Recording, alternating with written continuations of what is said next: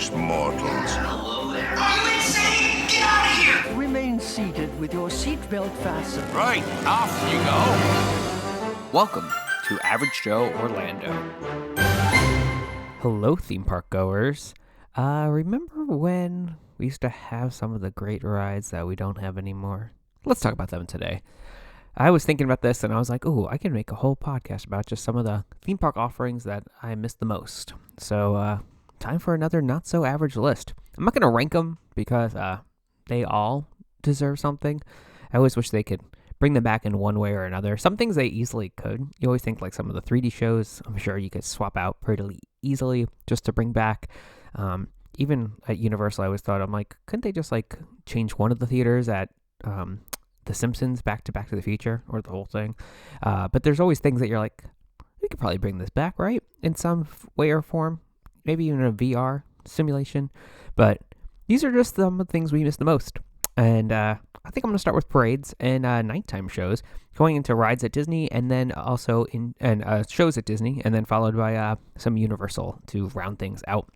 But let's start with, the easiest one to say, Wishes. Well, I do enjoy Happily Ever After, the current nighttime show, and did not like Enchantment, I believe it was called, the one they did for the 50th. That was meh. Definitely miss Wishes. That was definitely that old school one that you just remember. Good replacement, but with Happily Ever After. But I think Wishes is that one that everybody goes, we miss Wishes. And then you listen to it, and it's very dated. It's a little old school, but not in a bad way dated. It's just like, it's a good classic Disney. Speaking of classic Disney, I'm going to go over to a nighttime parade. Remember those? We're getting one this summer. Let's hope it's good. But Spectro Magic. And if you thought I was going to say the Main Street Electrical Parade, no, don't miss that. And I'm sure it'll make an appearance again since that one will always come back for some reason. But Spectro Magic, just remember all the music. Remember all the floats with those things with those creepy faces that would, like they spin around on the ball at the end and like during the parade. I remember seeing this one as a kid and being like, this is so cool. And then coming back as an adult and it wasn't here. And I'm like, where's that one? And then we saw Main Street Electrical Parade and I was like, I don't want this one. I want Spectro Magic back. Missed that one a lot.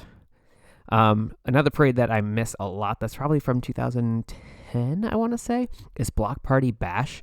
For those of you that remember it, it was the Pixar Pals and it would be this giant like street party basically. They would stop with these giant floats and they would do this giant street party. They had trampolines and these people on like these pogo like things.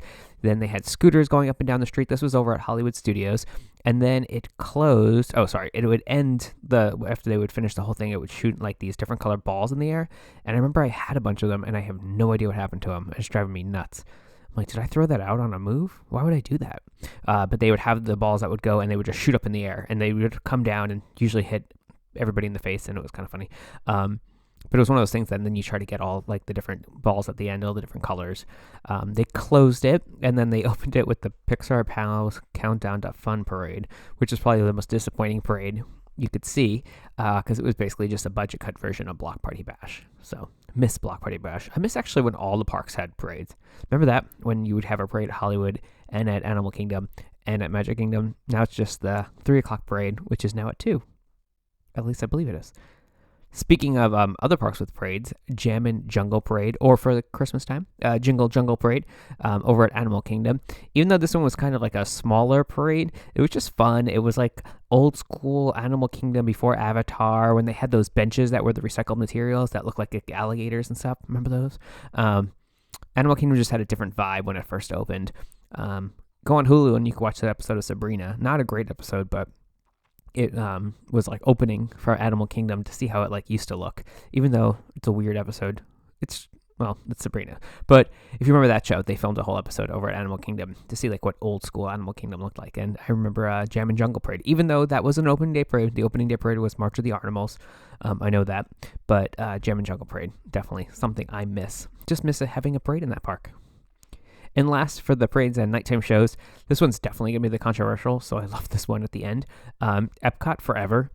People were probably like, I hated that.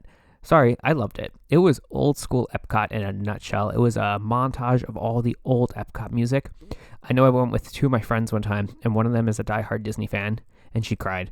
And then another one is a Disney fan but doesn't really know the rides or anything like that, and was like, what is this? What is a Veggie Fruit Fruit? What is this song that they're playing? I'm like, this is Horizons. This is Living with the Land. This is World in Motion. This is, making memories. It's fun to be free. And as a Disney nerd and somebody who loves Epcot history, it was great. As somebody who doesn't really know Epcot history, you're like, what is the show? But it was great. And I liked it. And I liked it better than Harmonious, which is definitely controversial. I liked it better than Illuminous too, let's face it.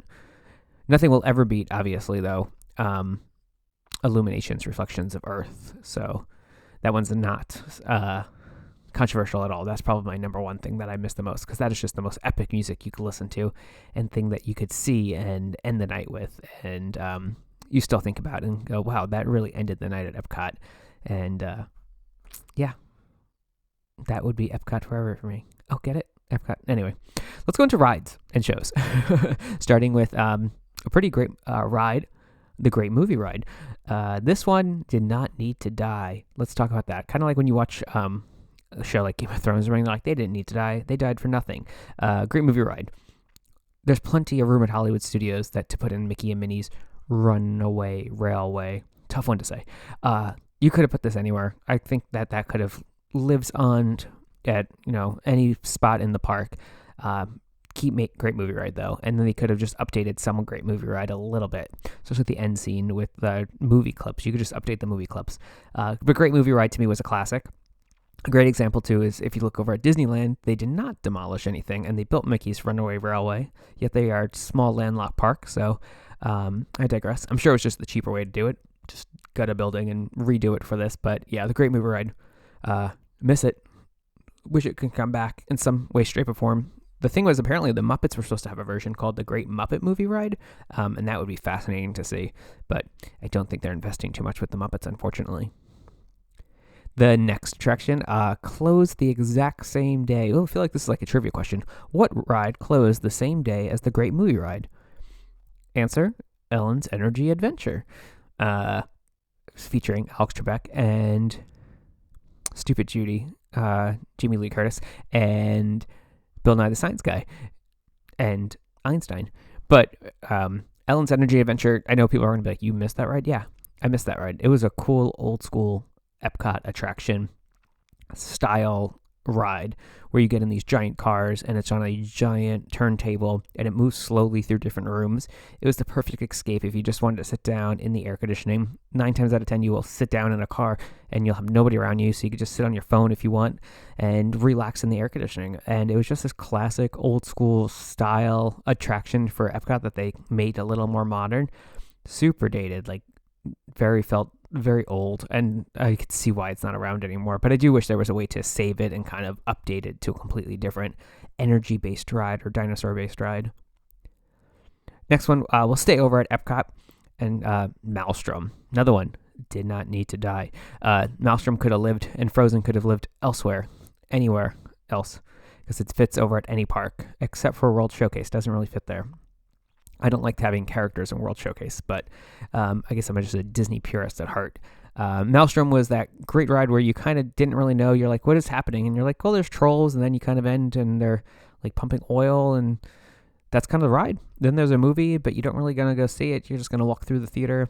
But it was great, and it was a classic ride. And it had the trolls in it that you go forward and backwards. And the new ride, while it's fine, the Frozen ride is fine. They did a great job with it. I think they could have both coexisted, because every time that you do the Let It Go part and you go backwards, I'm just thinking they're going over the falls, be gone, and then you go backwards, but then instead it's Elsa just doing it. So nerding out. Also nerding out. Next one, let's go back to Magic Kingdom. Mr. Toad's Wild Ride. So this is where the Many Adventures of Winnie the Pooh is, or as I like to call it, one of the dirtiest looking rides, because it always looks dusty in there, especially anything under black light. That and Buzz Lightyear. Both those rides just feel like they need to be cleaned. But Mr. Toad was great. My last trip to Disneyland, it was in 2019, and the first ride I ran to in Disneyland, you have all these great rides at Disneyland, and I ran right to Mr. Toad, and I was like, I'm going on this. And I was like, yep, this is just how I remembered. It was great. And either you love it or you hate it, or you don't know what's happening. And yeah, it is a weird one where at the end, Well, you know what happens. I'm not going to spoil it for you. It's a weird ride, but it's a classic one. And it stinks that in Fantasyland, to me, needs all these classic attractions, and Winnie the Pooh could have also coexisted. We could have found room for it, just like Snow White's ride could have stayed there, and we didn't need a princess meet and greet to take over a ride building. Something I love about Disneyland or Disneyland Paris or even Tokyo Disney is all the dark rides that they have and all the different ones.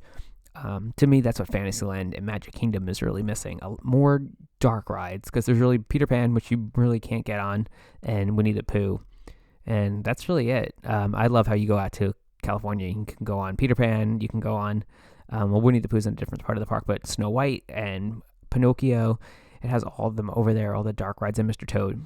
So, Mr. Toad. Justice for Mr. Toad. Staying at Magic Kingdom, my next one's going to be Splash Mountain, and I understand they had to update with the times. However, this was a classic ride, and something about that ride was just such a classic feel to the park, having that in there. I got to experience it recently in Tokyo Disneyland, and I was like, oh yeah, this is like a big ride. Like, they don't make rides like this anymore, with like tons of animatronics and something going on around every corner. Like, that was that ride that I remember as a kid going, wow, like this is Disney. And it stinks. It feels like nowadays we've gone to a lot of screens or just one high-tech animatronic to hold an entire scene. And I miss the full immersion of having just tons of animatronics going on all the time. So I remember this one definitely as a kid, and always the smell of it, of course, too. Something, but yeah.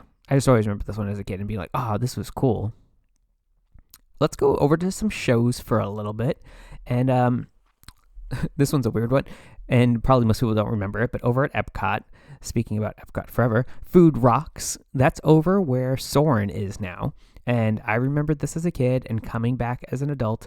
And I even remember my brother coming to visit me in Florida, and he goes, oh, can we go see the Veggie Fruit Fruit show? And I had to break it to him that it's no longer here. And this is something that was so like a small theater where they basically just like built around it to get to the queue for Soarin', that they both could have coexisted, or move it upstairs to where that movie is, that Awesome Planet movie. This was a show where it was originally Kitchen Cabaret and moved over to Food Rocks, and it was, you sat down in a theater, and it was a kitchen, and the kitchen came to life with animatronics, and they would sing about eating healthy and making healthy choices. And one of the songs was Veggie Fruit Fruit, which everybody remembers for some reason, myself included. And it was even in the Epcot Forever fireworks show. So Food Rocks is something that I'm like, that could come back, right? But I think it wouldn't do well and nobody would care, except for some of the Disney people. Like, that's why I said this could come back in some way, even maybe on Disney Plus. I don't know. Another show, let's go over to Hollywood Studios. Some people might go, oh yeah, I remember that. Who Wants to Be a Millionaire? Play It. Now, this was at the height when Who Wants to Be a Millionaire was like the biggest show, and you just sat around and watched Who Wants to Be a Millionaire for some reason.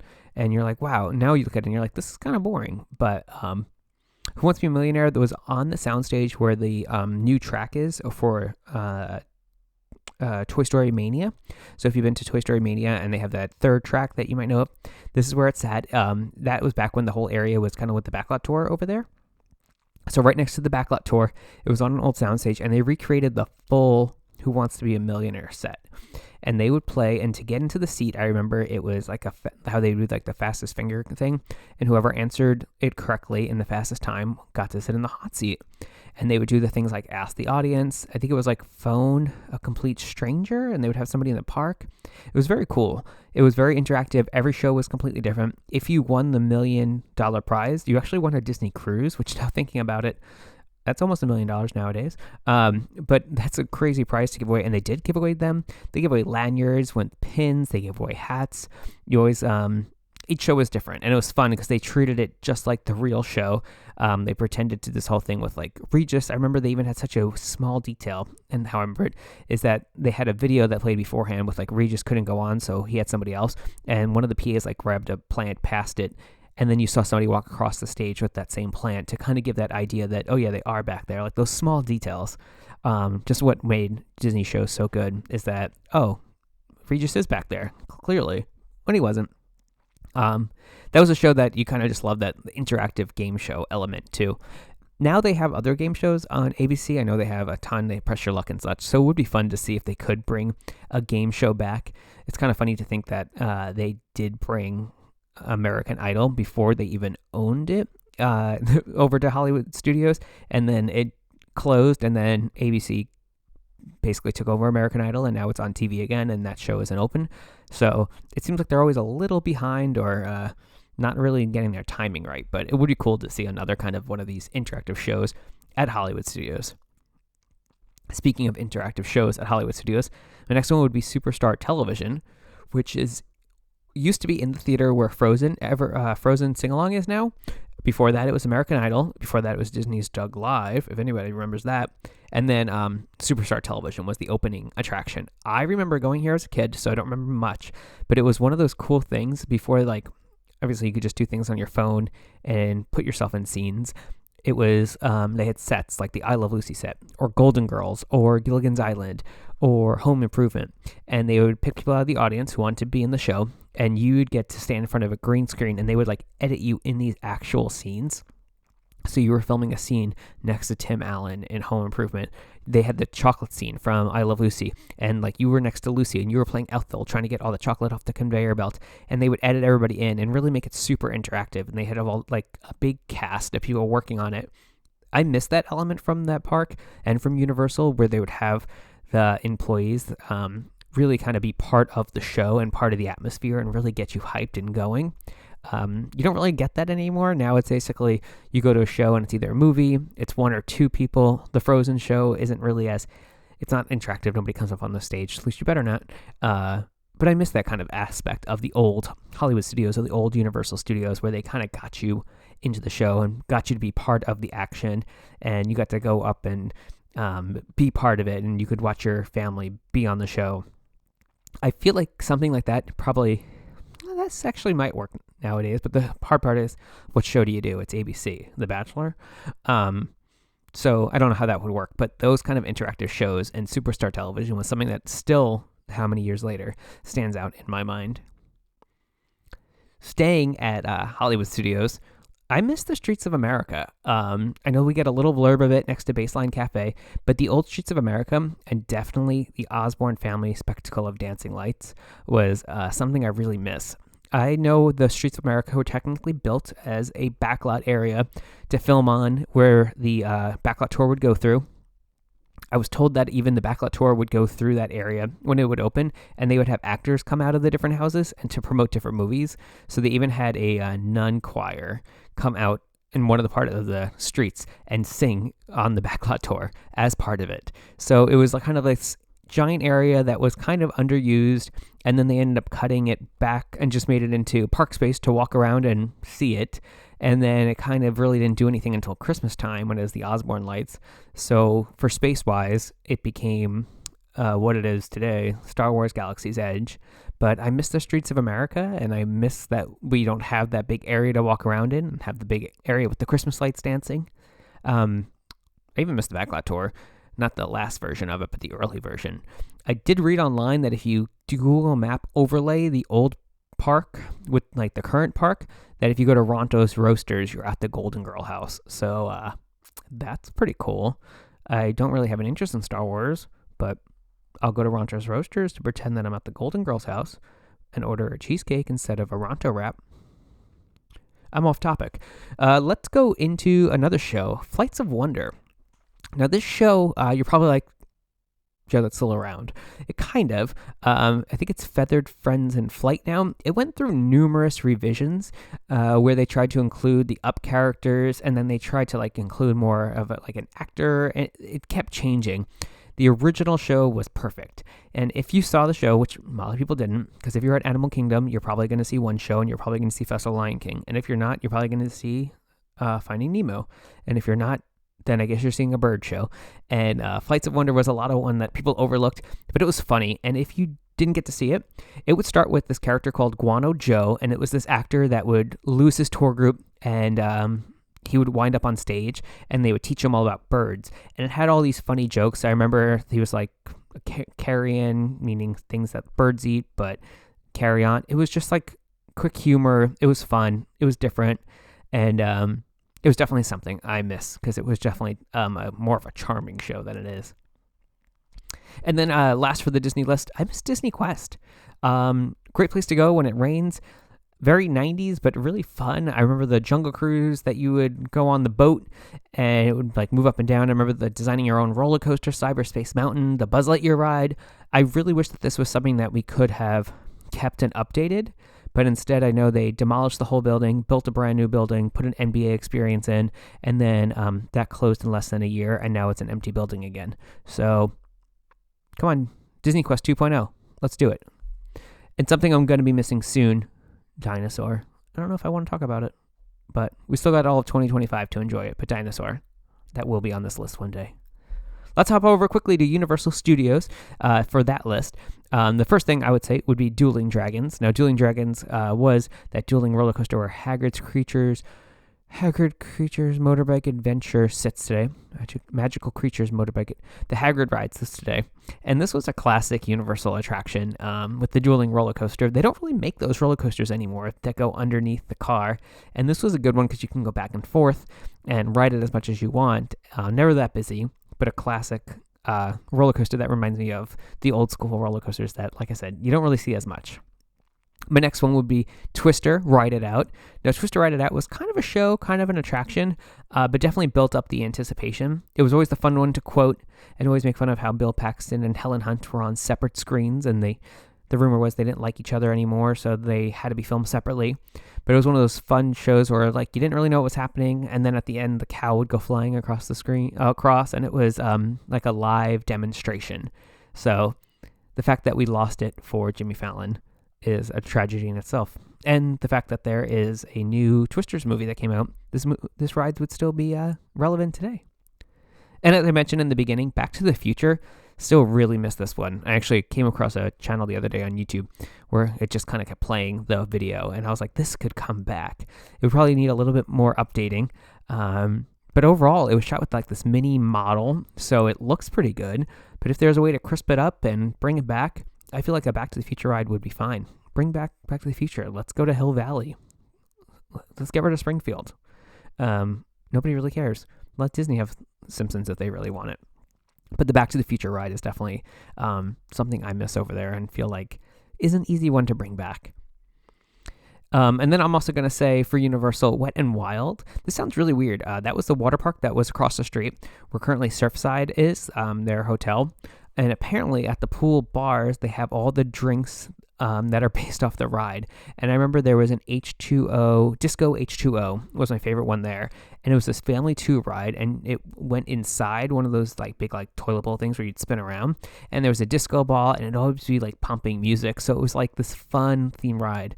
And while I love Volcano Bay, I miss all the niche kind of weird rides they had. They had another one where you went into another tube and there was like laser lights. And it was a weird park. It was kind of like an old park, but they really had some fun, unique rides that you have never seen again.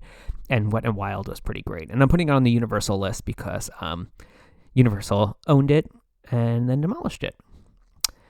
And last, and definitely not least, and the one I miss the most, Jaws.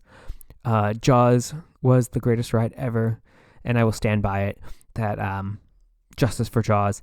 The fact that they have a giant float and a giant thing in the new movie parade, mega movie parade, it just shows how much everybody misses Jaws. And I know it had a lot of mechanical issues, and it definitely sat on a large piece of land, so I do get it. However, I feel like we didn't need to lose Jaws. I feel like we could have updated it and made it better.